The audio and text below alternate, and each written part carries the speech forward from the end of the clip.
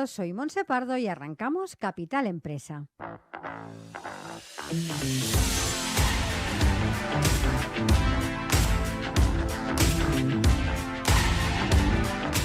Cada día de lunes a viernes os estaremos acompañando de 12 a 1 del mediodía para hablar, como siempre, de empresas, de emprendedores y de comercio.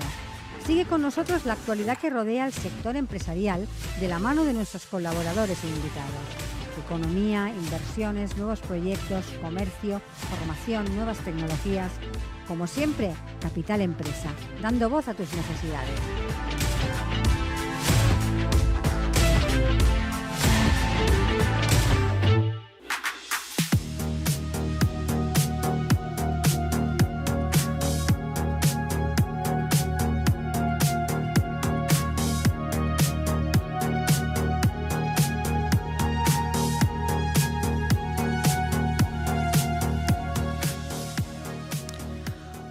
Hola, muy buenos días y bienvenidos a Capital Empresa. Como ya es habitual, iniciamos el programa de hoy dispuestos a aportarles la mejor información en relación a las pymes, el comercio, la tecnología, la innovación. Y empezaremos el programa de hoy hablando de talento senior con el director del Centro de Investigación Agenomics de la Fundación Mapfre. Y continuaremos con el espacio Digital Law de la mano de nuestro colaborador Jesús Soler. Así que arrancamos.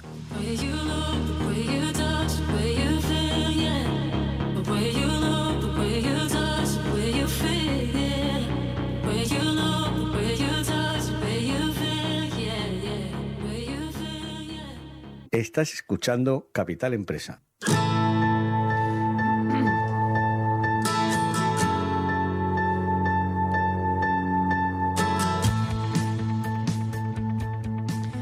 La población senior en España tiene capacidad para aportar talento al mercado laboral y a la economía española. Pero nos encontramos entre los países europeos que evoluciona más lentamente a la hora de crear y retener puestos de trabajo para las personas entre 55 y 70 años. Un colectivo actualmente formado por más de 8 millones de personas. De todo esto hablaremos con Juan Fernández. Él es el director del Centro de Investigación Agenomics de la Fundación Mapfre. Juan, buenos días y bienvenido. Hola, buenos días. ¿Qué tal? Muy bien, encantada de que encuentres nuestro programa. Para empezar, acabáis de publicar el segundo mapa de talento senior y según se desprende de este estudio, España se encuentra entre los países europeos que evoluciona más despacio, ¿no?, a la hora de crear, ¿no?, y retener estos puestos de trabajo para personas entre los 55 y los 70. ¿Por qué vamos tan lento a la hora de generar estos puestos de trabajo con la cantidad de talento que tenemos aquí? Efectivamente, y eso es lo que perseguimos nosotros con estudios como este, ¿no? Poner en valor el talento de esta generación senior que nosotros situamos pues, a efectos del estudio entre 55 y 70 años y que pensamos que no se está aprovechando suficientemente en nuestro país. Aquí en España tenemos una cultura muy arraigada de salida temprana del mercado de trabajo. Ahí tenemos, y siempre se nos vienen a la cabeza procesos de prejubilaciones amplísimos de grandes empresas que afectan a miles de personas. Y claro, eso hace que el nivel de ocupación de los seniors en España pues quede por debajo de lo que ocurre en otros países, concretamente en los 6 países, además del nuestro, que hemos comparado en el estudio, ¿no? Tú comentas, ¿no?, que aquí tenemos los ejemplos, ¿no?, de jubilaciones anticipadas, que muchas empresas lo han practicado aquí en nuestro país, pero visto que vamos a prolongar, ¿no?, esa próxima vida de 90 a 100 años, la prolongación del trabajo casi que se va a convertir en un poco en una necesidad, ¿no?, a la hora Nosotros lo vemos así, o sea, la evolución demográfica lleva incuestionablemente a lo que se conoce como el envejecimiento poblacional, porque cada vez la gran noticia es que vivimos más, vivimos además con mejor estado de salud, o sea, no solamente aumenta la esperanza de vida, sino también la esperanza de vida en salud, y por otro lado cada vez las tasas de natalidad son más bajas. En nuestro país batimos récords a nivel mundial con tasas que no, bueno, muy alejadas de lo que se necesitaría para reponer la población. Estamos hablando de 1,2 hijos por mujer, cuando lo deseable sería al menos 2,1 hijos por mujer. Con lo cual, el mundo al que vamos es un mundo de grises, de canas, ¿no? Y o bien o aprovechamos el potencial, el conocimiento, la experiencia de esta generación, o lo vamos a tener muy complicado si queremos mantener nuestro modelo económico y social. Antes de continuar comentando este estudio, me gustaría que nos indicara algunos números para que nuestros oyentes tuviesen claro de qué cifras estamos hablando.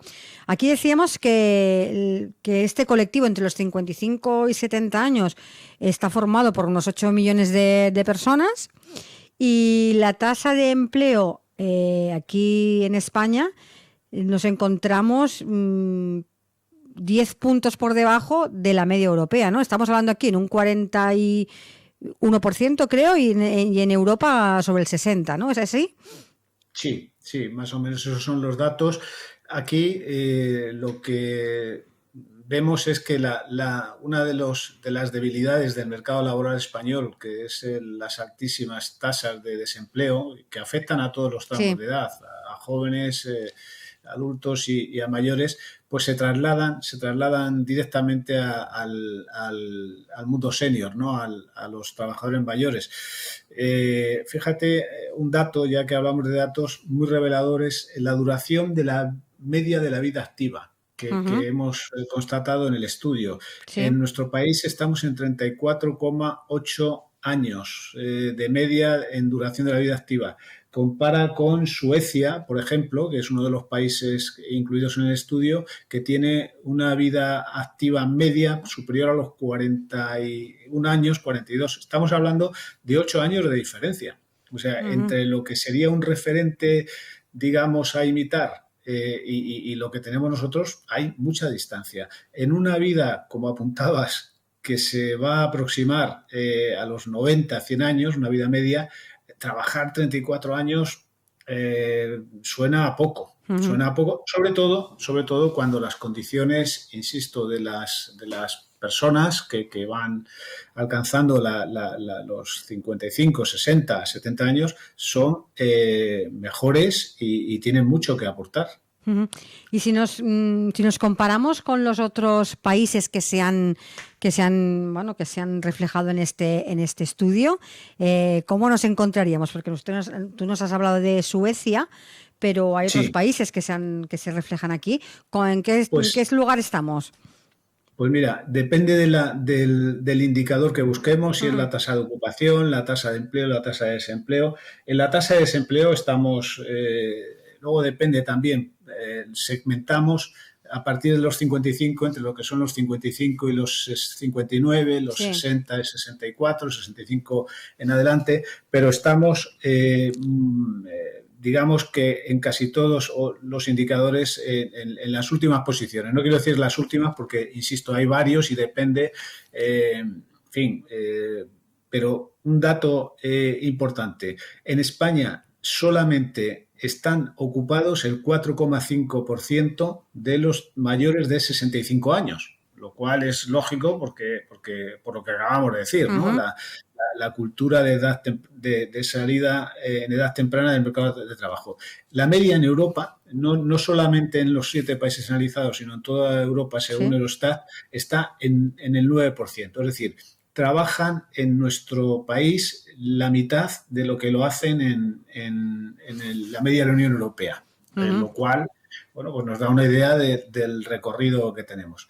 No se trata de obligar a que la gente se mantenga activa más allá de lo que sus circunstancias y sus preferencias personales le digan.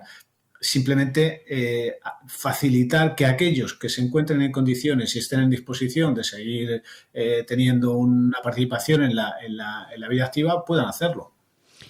Tú comentabas, ¿no? No es obligatorio, pero vamos a hablar de la mentalización y de la cómo está mentalizado esa persona que llega a esa edad, a los 60, a los 65, para seguir trabajando, porque hemos dicho que tenemos aquí una mentalidad de muchas jubilaciones anticipadas, de pocos años trabajando y una vida laboral corta comparada con otros países, pero las personas que ahora se encuentran en ese franja de edad, ¿están dispuestos a seguir trabajando? ¿Cómo estamos de concienciación?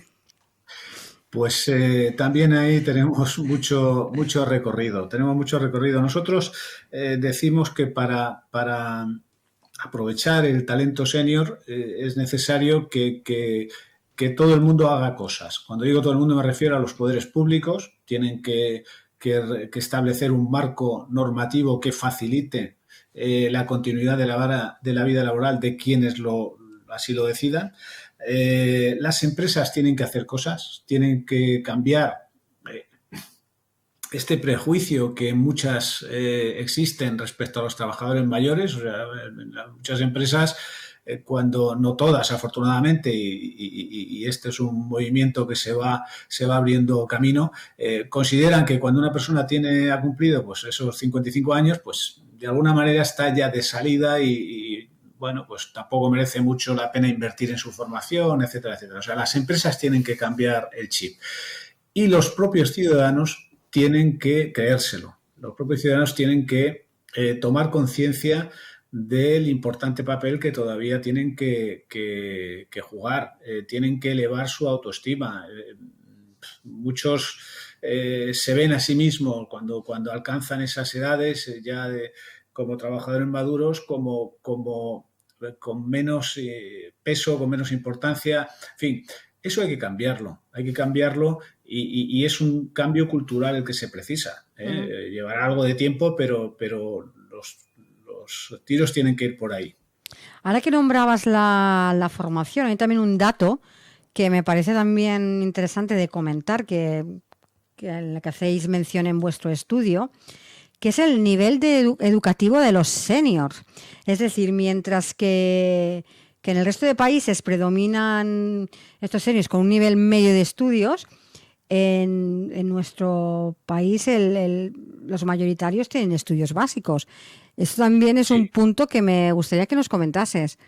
Sí, también es una debilidad, ¿no? Porque está claro, y esto se da en el segmento de trabajadores maduros, pero también en cualquier otro, que hay una relación directa entre el nivel de estudios y el nivel de ocupación, o inversa en el nivel de desempleo. Es decir, a mayor nivel de estudios de la población trabajadora, menor nivel de desempleo. Eso está, yo creo que constatado empírica y seguramente científicamente. Bien, en España ocupamos el segundo lugar por la cola en los 7 países analizados en cuanto a nivel de estudios, porque un 40% de los trabajadores mayores españoles tienen solo estudios primarios, mientras que, como apuntabas, en el resto de países el mayor peso lo tienen los estudios secundarios, ¿no? Seguidos de los estudios universitarios.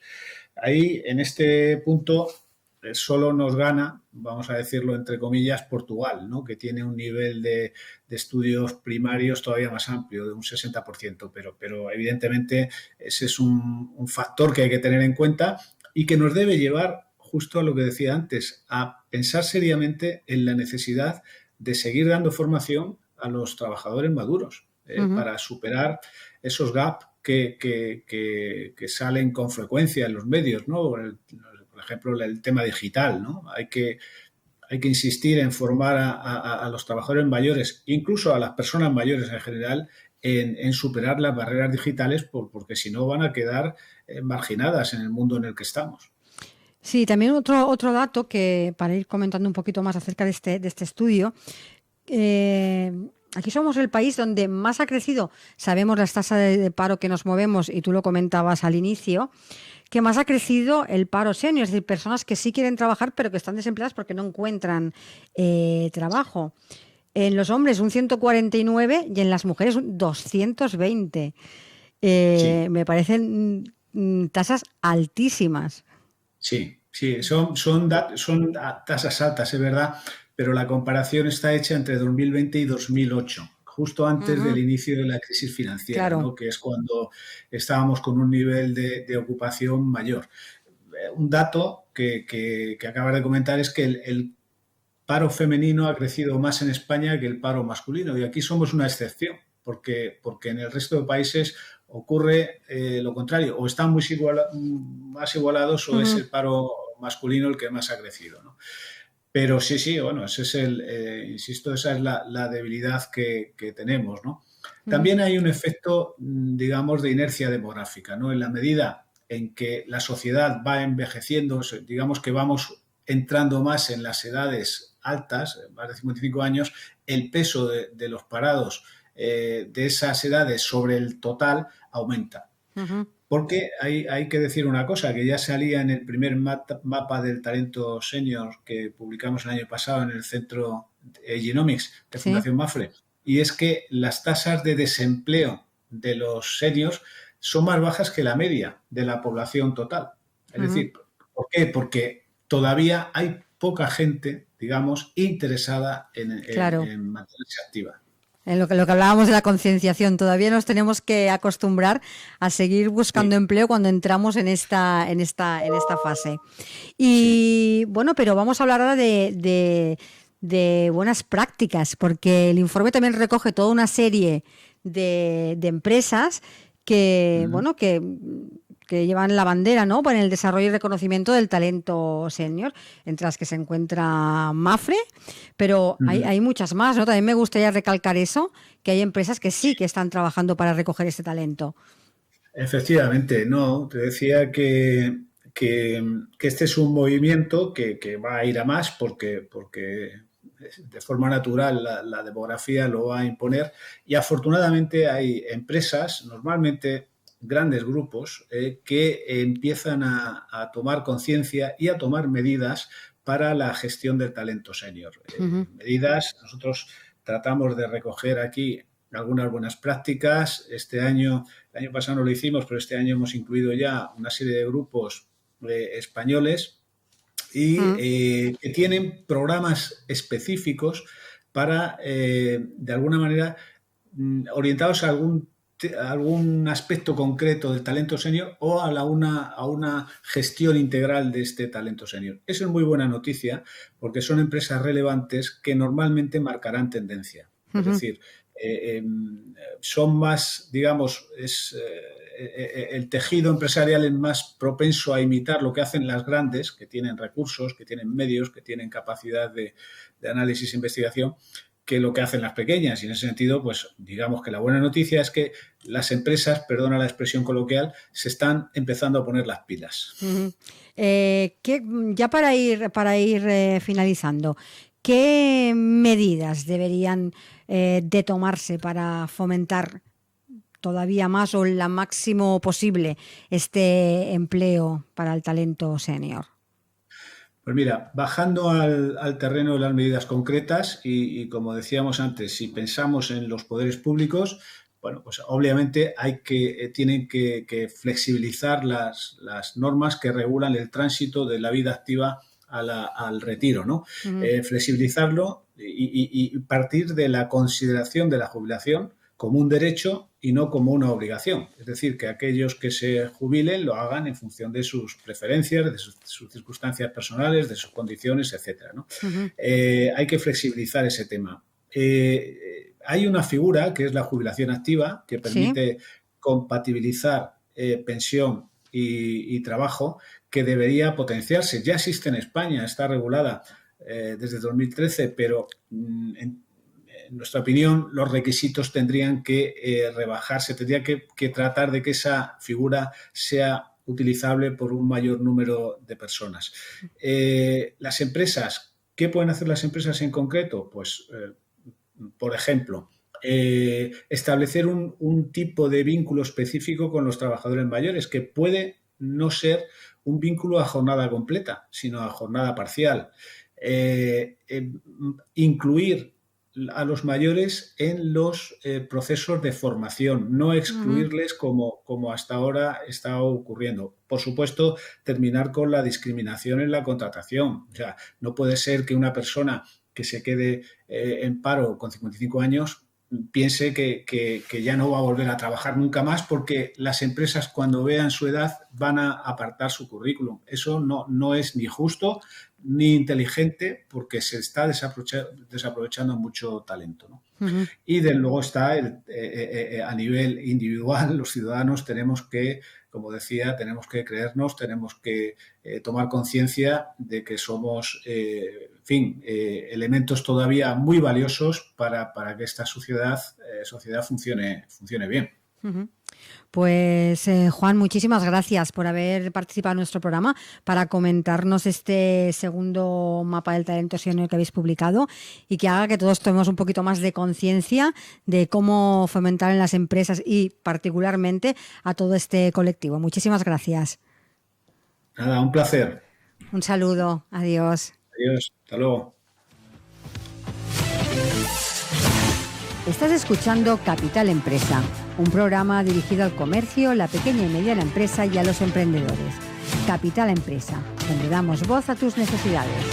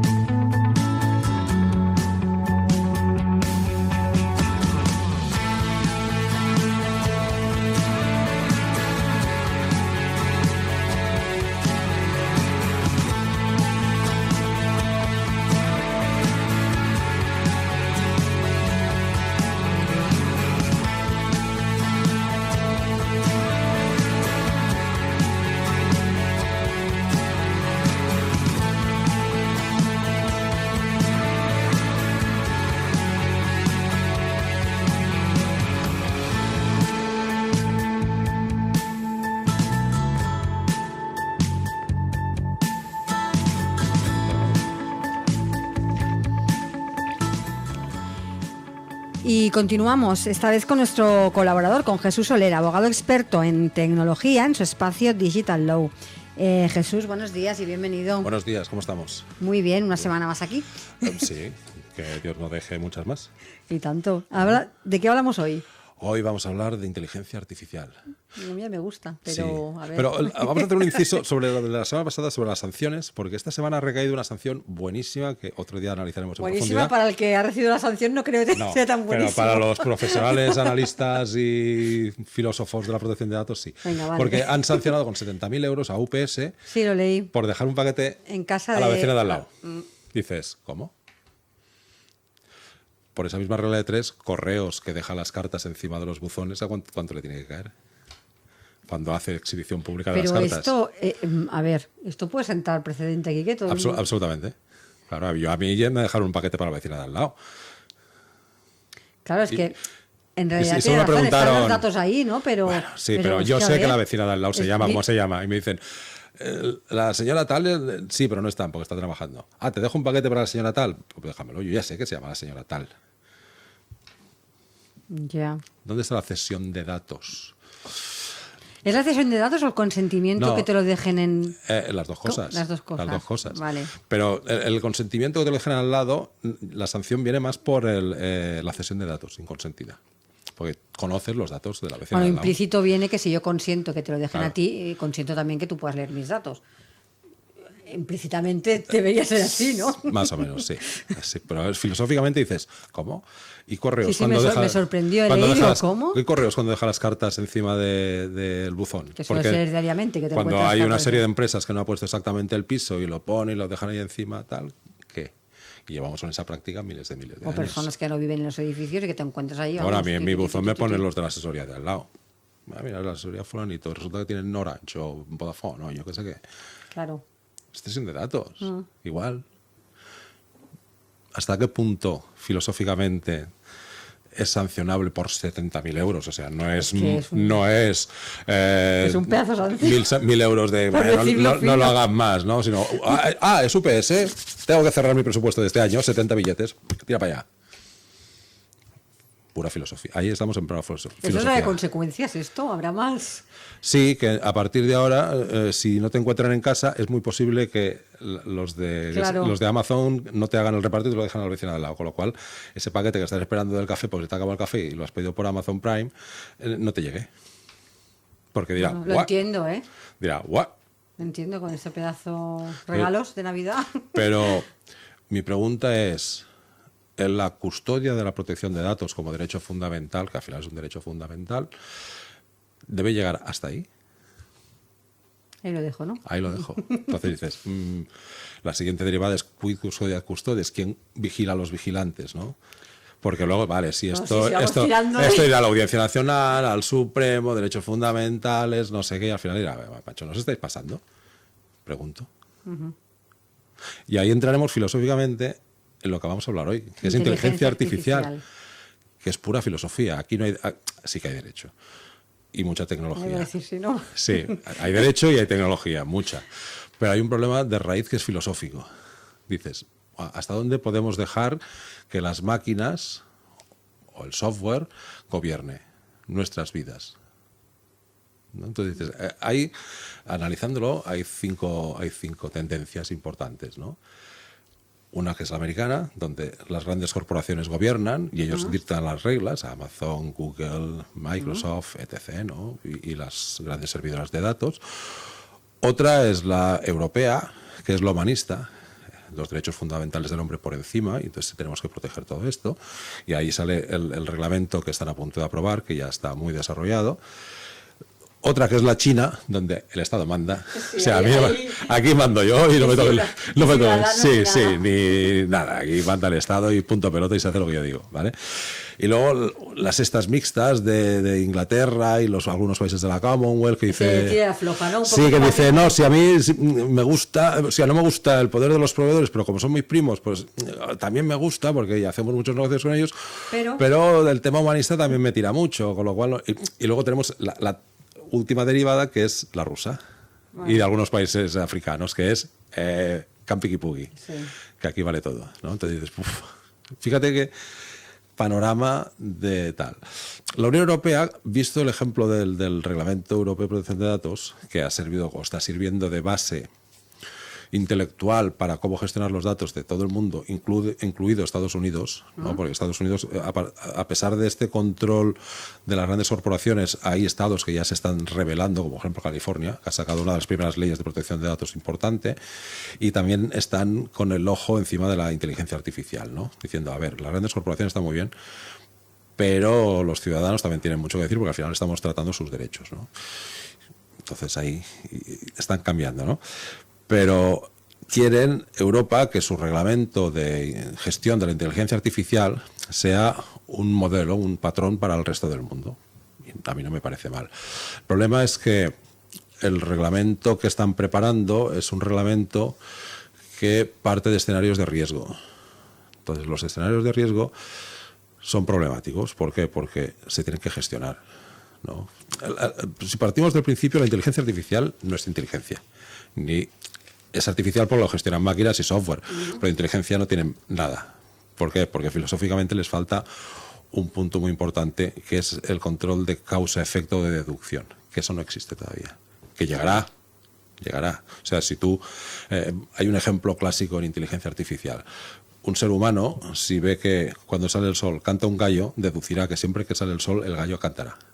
A una máquina, por mucho que le hayas enseñado las mejores jugadas de ajedrez del mundo mundial, le hayas cargado miles de partidas de los grandes maestros, le dices que ahora juega a las damas y no te sabrá jugar a las damas, porque no tiene esa deducción de, esto se mueve un peón, vale, espera.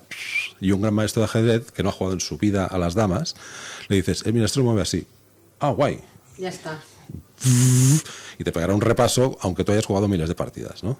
Lo mismo, hablo de las damas, pues es un clásico, el Go, el ejemplo lo ponen los japoneses con el Go, que todavía es más sofisticado, ¿no? Entonces dices, una máquina nunca lo hará. O sea, deducción causa-efecto, de momento no han llegado, pero llegará. tranqui. Entonces, el problema filosófico es hasta dónde debemos llegar para dotar de autoridad, entre comillas, autoridad a una máquina que lo único que hace es equilibrar un árbol de decisiones para tomar decisiones que nos incumban y que nos afecten. Entonces, Europa lo que ha hecho es montar un panel de riesgos, de las que están prohibidas, las que son riesgo alto, riesgo medio o riesgo permitido, ¿no? Entonces dices, bueno, pues las que no están permitidas, lógicamente, son las que son discriminatorias. Yo no puedo hacer un control facial, ni en frontera, ni en ningún otro sitio que supongan una discriminación personas. Raza, sexo, edad, vale, lo que sea, todo, ¿no? Lo mismo cuando, por ejemplo, hablamos de credit scoring o gestión de riesgos de crédito. Yo me acuerdo que hace muchos años, cuando empezaron a llegar los credit scoring a España y a Europa, venían de Estados Unidos, y dice, bueno, la tendencia va a ser esta, que la inteligencia artificial, entre comillas, un credit scoring, acabe dando los riesgos, los créditos automatizados, con lo cual será mucho más rápido, mucho más ágil, más eficiente, más todo lo que tú quieras. Pero el problema es que los americanos, con sus estadísticas y su sistema más o menos cuadrado y calvinista, no tienen en cuenta lo que ellos llamarán el corrector latino. Y eso dice, mira, hay un ejemplo muy fácil que nos ponían los propios americanos. Dice, a un piloto americano tú le das el manual de un F-18 y sabe perfectamente cómo funciona el F-18 y lo que puede hacer.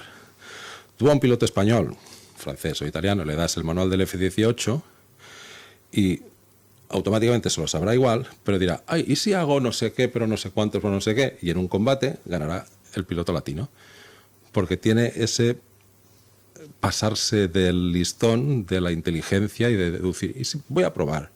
Una máquina jamás hará, voy a probar. Claro, no. Con lo cual, por ejemplo, en credit scoring que eso no funciona, porque ¿cuántas veces has rellenado algún formulario y has dicho, bueno, ¿y cómo pongo yo esto si esto es otra cosa que no está en el panel de 400 preguntas que me han puesto?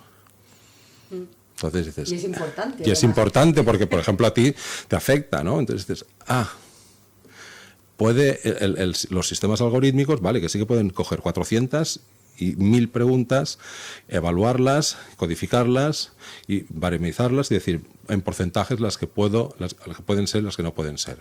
No hay formularios, no he visto yo. Claro, ¿qué dices? ¿Y esto cómo lo pongo? Pero de concesión de muchas cosas, de becas, claro, Eso es. Que son horrorosos. Claro, entonces dices, y eso es inteligencia artificial, tú rellenas el formulario y la máquina dice, vale, te le doy la beca, o no te doy la beca, correcto, o lo que sea, que está muy bien, que es muy útil cuando tienes que tomar un árbol de decisiones de 1000, 10.000, 100.000, 200.000 decisiones más o menos rápidas. Pero hay un corrector que nunca existe, y eso no lo puede hacer la máquina, de momento. Luego hay otro impedimento. Démosle tiempo, por eso. Sí, démosle tiempo. A ver, la capacidad de cálculo está ahí y cada vez hay más capacidad de cálculo. La ley de Moore cada vez se ha pasado ya de raya y con lo cual ahora cada vez es más fácil dotar a las máquinas de más capacidad de análisis de raciocinio. Raciocinio está mal dicho, pero bueno, de análisis de la situación, ¿no? Luego, por ejemplo, las máquinas no pueden evaluar variables externas, ¿no? O sea, si tú enseguida... Es el tipo de ejemplo de cuando vas conduciendo. Tú vas conduciendo y te vas fijando en general y por un leve movimiento mínimo ya sabes que aquel coche se va a cruzar de carril. Sí, correcto. Lo intuyes. Esa intuición la máquina no la tiene. O le dices que si 2,5 milímetros se mueve el coche hacia no sé qué... vale. Entonces dices... Eso no lo tienen. Entonces ahí es cuando empiezas la máquina a ser inteligente, cuando le dotas de inteligencia de análisis y de deducción. Pero de momento lo único que le dices es que, mira, si sale el sol a las 9 de la mañana y canta un gallo, es que es verano. Vale, 9 de la mañana, el sol. Más gallo, verano. Más gallo igual a verano. Venga, ¿no? O sea, no es inteligente porque al final lo que le estás dando a la máquina son árboles de decisiones en base a hechos objetivos, pero la subjetividad no la tienen. Cuando tengan subjetividad, que es posible que la tengan, las películas siempre avanzan lo que es posible que sea, entonces podrán ser inteligentes y podrás decir que hay inteligencia artificial, que también filosóficamente es muy peligrosa, porque la inteligencia artificial con capacidad de análisis de cientos de millones de datos, sin olvidarse como nosotros del nombre que vimos ayer, hará que nos pasen por la derecha y por la izquierda al ser humano, porque aunque el ser humano tiene esa inteligencia de análisis, de deducción que la máquina no puede tener, sí que tiene una capacidad de análisis de datos que tú no tienes, ¿no? porque a mí se me olvida el nombre de ayer. No sé, hablé con alguien y tengo que mirar la tarjeta para ver si se llama Juan o Pérez, ¿no? En cambio la máquina dirá, sí, eso fue Juan no sé qué, no sé cuánto, y fue a las 12:37 y estuviste 32 segundos hablando.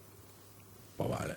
En cambio, la máquina no tendrá en cuenta, pues, y me dio mala sensación, tú. Claro. No haré negocios con él porque no me hizo... No, ya te evalúa el dato. No, pero que es que este tío tiene no sé cuántos millones en no sé qué, vive en no sé dónde, hace no sé cuántos y quiere hacer no sé qué. Es un buen sujeto para hacer negocios. Hostia, es que a mí me dio no sé qué. Y eso es la inteligencia. Sí. Lo otro es datos, con lo cual dice, ¿no? Pero que llegaremos. Que es posible que la máquina llegue a su capacidad deductiva y que le dotes de esa sensibilidad. ¿Por qué? Porque al final, matemáticamente, funciona y es posible hacer. Bueno, no te olvides una cosa, que la inteligencia artificial es software, son ecuaciones. Sí. Son puras ecuaciones, de todos los grados que se te ocurran. Pero todas las complicidades que se te ocurran, pero al final es pura... Son datos es software y matemáticas. Sí. No hay más, con lo cual... llegar a ese otro punto. Bueno, pero decía, la UE lo que está diciendo es, ¿qué no puedo hacer? Asistentes de voz tampoco que detecten, que hagan actividades peligrosas o te den comportamientos peligrosos, ¿no? Como por ejemplo, imagínate que estás en un partido, tu equipo está perdiendo y el Alexia de turno del Fútbol Club Albacete empieza a decir, venga, a insultar al árbitro, venga, y meteros con no sé quién. Entonces la gente actúa. Asistentes de voz que te inciten a hacer algo. Vale. Correr más porque no sé qué, esta carretera permite correr a más de 120. Y eso lo puede hacer perfectamente una máquina. Detecto que los coches van muy lentos, esta autopista permite ir más de 120, tengo que decirle a los asistentes de voz de los Teslas que corran más. Es perfectamente lógico. Bueno, esto como la noticia que he leído hoy de la Alexa, ¿tú la has leído? No. Alexa, ¿cómo puedo calmar a los niños? Dale un puñetazo en el... Claro, eso está prohibido. En Europa eso estaría prohibido. Me he quedado, digo, por favor. Eso está prohibido. O dale un puñetazo en la garganta. O dale un tranquimacín. Eso está prohibido. Pues es esto lo que estás... Claro, es que un asistente de voz... Me he acordado que lo he leído esta mañana. Hostia, pues es fuerte. Sí, Alexa, ¿cómo calmo a los niños? Dale un puñetazo en la garganta. Claro. Oye, tengo ganas de ver alguna película, no sé qué, te ponen un porno de lo más borrico que se te ocurra, ¿no? ¿No? Claro. Algo así. Dices, ¿eso estaría prohibido? Sí. No, quiero ver... Sí. Y te lo ponen. Que sería perfectamente válido en un ordenador cualquiera. Tú lo programas para que te enseñe vídeos del N y te los busca donde sea. En la web profunda, en la web no profunda. Eso estaría prohibido. Vale. ¿No? Pero luego hay otra serie de comportamientos que son riesgo alto, que son auténticamente alucinantes, ¿no? Y eso lo que marca la Unión en el futuro reglamento es todo un proceso de validación, ¿no? Con lo cual al final conseguirás que esos sistemas tengan un sellito CE, como si fueran producidos en Europa. Vale. ¿Por qué? Porque han estado validados a través de la norma europea de inteligencia artificial. Por ejemplo, hay algunos brutales, ¿no? Infraestructuras críticas, clarísimo, energía, agua, luz, todas esas decisiones de pongo más energía en la red, compro más, pongo más agua, una presa, doy más iluminación porque la calle está muy tal. Todo eso es muy fácil. De hecho, lo normal es que las calles normales a las 7 se apague la luz, ¿no? Y eso es inteligencia artificial, entre comillas. Se programa cuando los lumens de tal sean más de no sé cuántos. Sean menos de tal, pues se enciende la luz. Inteligencia artificial, sencilla y fácil, ¿no? Educación y formación, inteligencia de aprobar exámenes, corregir exámenes, etc. Al final todo eso es facilísimo. También tiene que estar validado. Gestión de trabajadores, gestión de los currículums, ¿no? Cuando estamos en una selección de personal de una empresa pequeña, vale, pero cuando estás en una selección de personal de miles de personas o funcionarios, que eso te lo valida una máquina. Piensa que hay un artículo en el reglamento europeo que dice que uno de tus derechos es de que las decisiones que te afecten a ti no sean tomadas únicamente por una máquina, que tú puedes exigir que cualquier hecho que te afecte sea tomado también por un humano. Entonces, si al final se monta un proceso de 10.000 trabajadores para acceder a la función pública, los analiza una máquina, uno de los trabajadores puede decir, oiga, yo quiero que revise mi expediente un ser humano, porque tengo mi derecho en función del reglamento. Claro. No, si es que está validado por la Unión Europea, es que me la suda, es que yo tengo mi derecho fundamental que es tal. De no ser que el futuro reglamento diga... Una persona la que... No, de no ser que el futuro reglamento de inteligencia artificial, como es posterior al Reglamento Europeo de Protección de Datos, diga, y aquel artículo que hable sobre los derechos de que no tengas la obligación de que, o el derecho de que sea tomado por una persona, pues que puedas decirlo, ¿no? Pues es interesante. Uy, que sí. Hoy no me ha dado tiempo ni a beber. Claro, venimos tan corriendo que no podemos coger ni agua. Tremendo, ¿no? Servicios públicos, cualquier servicio público, cualquier licencia que tú pidas al ayuntamiento, o a cualquier ayuntamiento, ¿no? Por ejemplo, el kit digital, poner los datos y el propio software te dice, te lo doy o no te lo doy. Sí. ¿Vale? Que eso da lugar también a problemas de gestión, de dar cosas que no deberían darse, ¿no? O de negarlas cuando debían darse, ¿no? La inteligencia artificial, el análisis de supuestos y el análisis filosófico de supuestos da para una carretada de temas. ¿No has hecho nunca la prueba? Hay una prueba en Internet de análisis de situaciones en conducciones autónomas. Brutal. A mí eso me da un miedo. Sí, para un libro que escribí el año pasado sobre Big Data. Eso de que un coche puede decidir si voy a la izquierda o a la derecha, si mato. Sí, pero ahora imagínate que no es un coche, que eres tú. Y te encuentras en una situación de un semáforo, tú que llevas el coche a una velocidad normal, que tú tienes el semáforo en verde, pero está pasando un señor mayor, una niña y una mujer con un cochecito. Y es que tú sabes que no hay forma humana de frenar y tienes que cargarte a uno de los tres. Porque es que, o sea, no tienes espacio y a uno de los tres tienes que cargártelo. Yo siempre salvo a los niños. Tú, pero a lo mejor... Pero claro, a lo mejor... Pero soy yo, pero a lo mejor otro... Eso no. es, entonces tienes que hacer una estadística de 1.000, 2.000, 10.000, 100.000 sujetos que al final diga, pues en un 93.2% escogen al niño, o escogen al mayor, o escogen al no sé qué, y una estadística como Dios manda, y dices, guau, y de eso dependerá, de una estadística que se ha hecho sobre N sujetos, el que alguien viva o muera. Eso tú conduciendo, pero ahora pásalo al coche autónomo. Sí, lo he pensado muchas veces. Entonces, ahora el coche autónomo que tiene que decidir, o al final chocar tú. Al final tiene que decidir el mal menor, ¿no? Claro, pero otro de los males menores es chocar tú contra una barrera y morirte tú. Sí. Sí, es complicado. Entonces dices, la primera regla del iRobot de Asimov. Sí. El robot nunca puede hacer daño a un humano. Si hay una regla que dice que contradice la primera regla, es nula.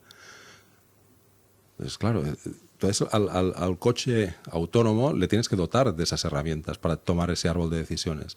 Y esas herramientas se las tiene que dar un humano. Es complicado el tema. Entonces dices, ahí va... De hecho, la Unión Europea también ha montado un equipo de filosofía, de ética... de ética, filosofía porque es mucho más fácil, de ética en la implementación de inteligencia artificial, que es apasionante, pues realmente los problemas filosóficos de hoy en día no deja de ser eso. Los grandes problemas son el capitalismo, ahora estamos con la guerra, pero el futuro de las máquinas y la inteligencia artificial. ¿Hasta dónde? ¿Hasta dónde conseguiremos llegar? Tú piensas que en inteligencia artificial apenas llevamos... Porque yo creo que es la discusión que ya está encima de la mesa porque la tecnología está. Sí, claro, pero llevamos 60 años, 50 años dando poder de decisión a máquinas. Cuando, por ejemplo, en el derecho civil de los contratos lleva 2000 y pico años, o sea, viene del derecho romano y todavía nos da problemas. Y estamos hablando de solucionar, entre comillas, problemas de inteligencia artificial cuando apenas tenemos 50 años de máquinas que toman datos. Con el nivel que han ido creciendo las máquinas en estos 50 años. De aquí a 50 años más, con el crecimiento geométrico que están llevando, puede ser brutal. Y eso nos llevará a un problema filosófico real importante. ¿Hasta dónde queremos que las máquinas gobiernen nuestra vida? Y estamos viendo el principio. Nuestros hijos tendrán muchísimos más problemas y los hijos de nuestros hijos todavía tendrán más problemas de por qué las máquinas están tomando una serie de decisiones automatizadas. Hay una película por ahí en Netflix donde a una casa automatizada, robótica, con robots y súper segura sobre la hostia, quieren robarle o quieren asesinar a los de dentro, pero la casa les protege siempre. Entonces consiguen engañar a la casa diciendo que hay un ataque y el asesino estaba dentro. Y como la casa decía que había un ataque, no habría para que se pudieran escapar. Claro. Y se lo cargaron. Bueno, ¿no? Pero dices, las máquinas son engañables también. ¿No? Es una discusión... Dices, ¿la máquina tiene que gobernar la seguridad del hogar y todo eso? Sí. Pero eso puede llegar a la contradicción de que puede perjudicar también, sí. La realidad supera la ficción siempre. El que programa ese sistema de seguridad debe prever absolutamente todos los supuestos. Es imposible. Es imposible.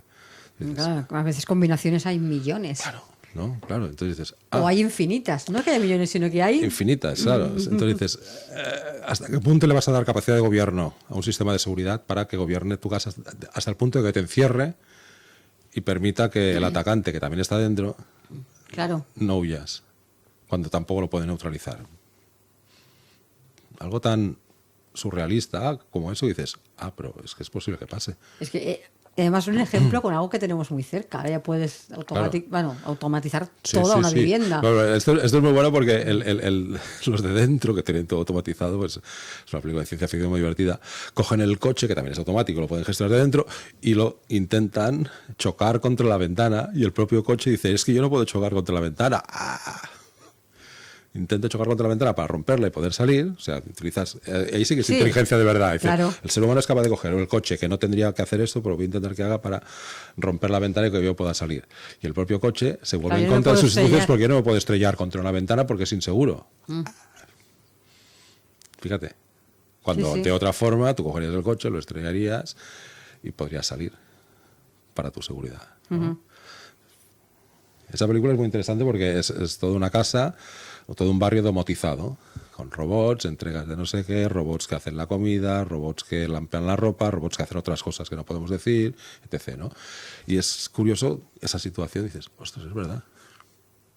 Imagínate, por eso digo, el problema de la inteligencia artificial, aparte de un problema legal, que lo es un problema filosófico. Por ejemplo, en el caso del coche que tiene que estrellar y matar a alguien, aquí hay un problema de daños a terceros. ¿Quién debe pagar los daños a terceros?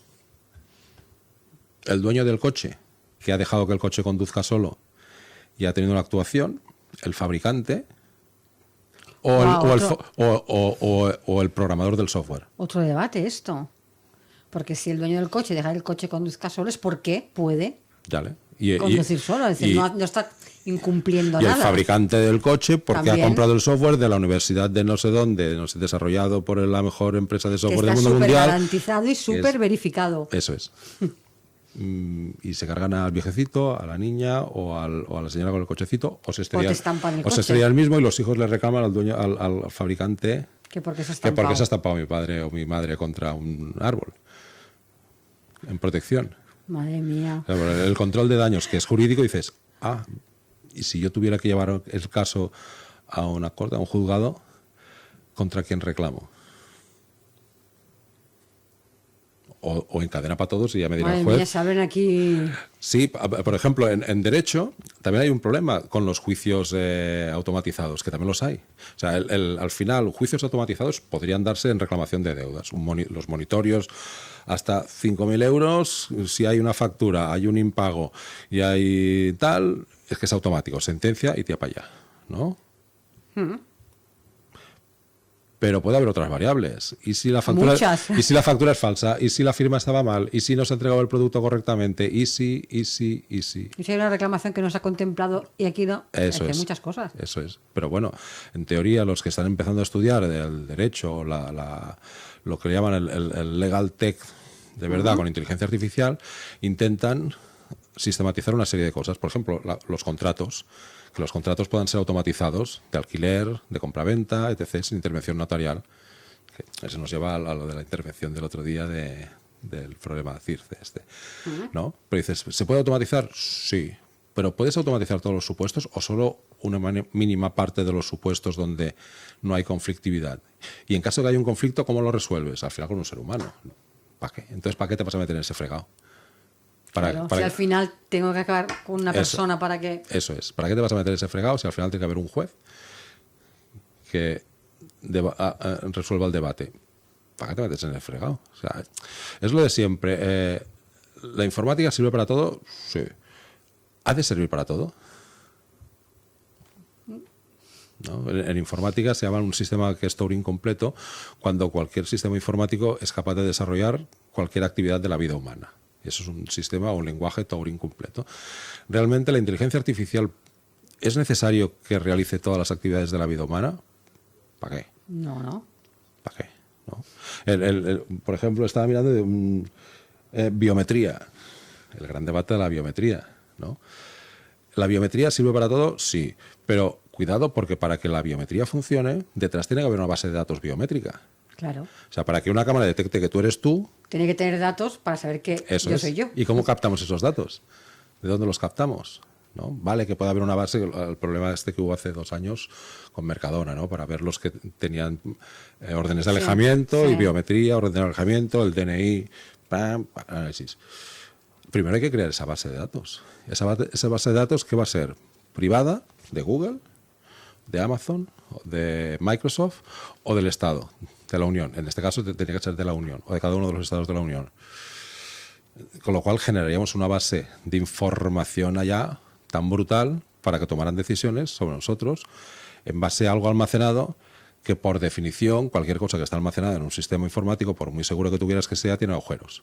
Con lo cual es robable. Madre mía. Dices, Jesús, estamos ya en tiempo. Y si no hemos empezado. No hemos empezado. No hemos empezado, por eso digo que es que esta materia de inteligencia artificial, deep learning, parte 2. Da para, filosóficamente y para analizar los problemas, horas. Ya lo veo ya, porque hemos hablado de nada. Nada, mira, tengo aquí... Hemos estado filosofando. No sé cuántas historias. Brutal. Pues lo guardamos para otro programa, hay que hacer parte 2. Esto de las sanciones dan para mucho. Pues para Jesús, mucho. Como siempre, muchísimas gracias. Muy bien. Y seguimos la semana que viene. La semana que viene más. Muchas gracias, Jesús.